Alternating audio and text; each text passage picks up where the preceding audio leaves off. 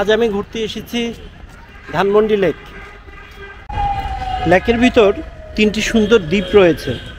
পারাপারের সুবিধার্থে লেকের উপর যানবাহনের জন্য দুটি এবং হেঁটে চলার জন্য 5টি দৃষ্টিনন্দন ব্রিজ রয়েছে।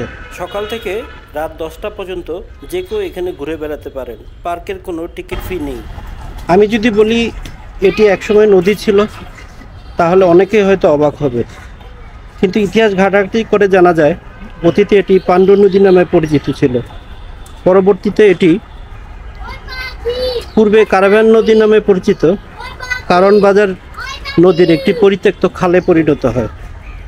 এটি তার চলার পথে বেগুনবাড়ি খাল, গ্রিন রোড, কলাবাগান, ধানমন্ডি লেক হয়ে তুরাগ নদীতে পতিত হতো।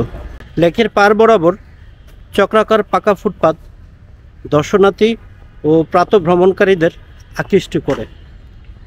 লেকের আশেপাশে আবাসিক এলাকার স্থানীয় মানুষজন ভোরবেলা এখানে মর্নিং ওয়ার্কের জন্য আসেন।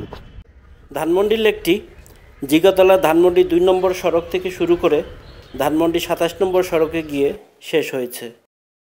এর উত্তরে মোহাম্মদপুর লালমাটিয়া, পশ্চিমে সাত মসজিদ রোড, দক্ষিণে বিডিআর গেট এবং পূর্বে কলাবাগান আবাসিক এলাকা জুড়ে এর বিস্তৃতি। বর্তমানে লেকের দৈর্ঘ্য 3 কিলোমিটার, চওড়া 35 থেকে 100 মিটার, সর্বোচ্চ গভীরতা 4.77 মিটার এবং জলাশয়ের মোট আয়তন 37.37 হেক্টর। সমগ্র ধানমন্ডি এলাকার প্রায় 16% জায়গা জুড়ে রয়েছে এই লেক। ছেলেরা এখানে ব্যাডমিন্টন খেলছে। বিকেলবেলা লেকের পানি কিছুটা সবুজাব কালো দেখা যাচ্ছে। পাবলিক টয়লেট,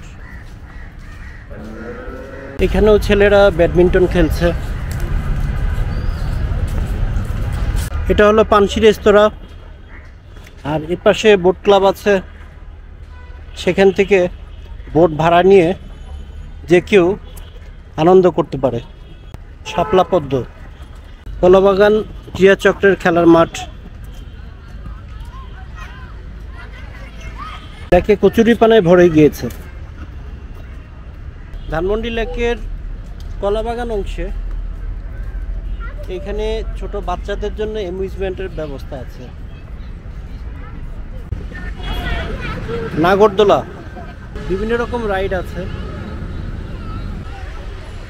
বেলুন স্লাইডার আর বাচ্চাদের জন্য ওয়াটার বোট। আমার সাথে রয়েছে আমার ছেলে নিহাল এবং তার আম্মু। ড্রাগনের পিঠে চড়ে ট্রেনের মজা নিচ্ছে নিহাল। নিহাল, এটা হলো ট্রি রেস্ট হাউস। এখানে বসে যে কেউ বিশ্রাম নিতে পারে। নিহাল উঠে দাঁড়াও, লাফাও, ভিতরে যাও, আরো ভিতরে যাও বাবা, আরো ভিতরে যাও।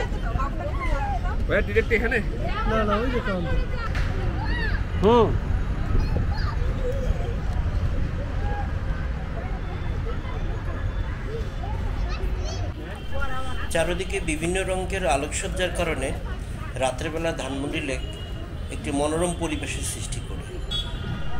যে দেখা যাচ্ছে গাড়ি পারাপারের জন্য ওভারব্রিজ। আর এখানে চাইলে রাত্রেবেলা যে কেউ বারবিকিউ বা চিকেন গ্রিল খেতে পারেন কিংবা চাইনিজ। এখানে রাস্তা পারাপারের জন্য একটি ফুট ওভারব্রিজ রয়েছে। এই ফুট ওভারব্রিজ দিয়ে আমরা ওপাশে রবীন্দ্র সরোবরের দিকে যাচ্ছি। নিচের রাস্তাটি ধানমন্ডি ক্লাব মাঠের দিকে চলে গিয়েছে। ডান পাশে এই রাস্তাটি চলে গিয়েছে ওমেন্স ক্লাবের দিকে। এটাকে বলে AMFI theatre. Rabindra Sarobar AMFI theatre হলো উন্মুক্ত মঞ্চ, যেখানে সামাজিক বিভিন্ন নাটক, নাচ, গান, মূকাভিনয় করা হয়। আমরা 3টার দিকে ঘুরতে এসেছি, এখন 7:30 বাজে। আস্তে আস্তে আমরা বাসার দিকে চলে যাব।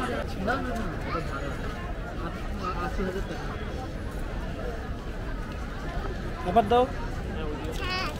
আচ্ছা।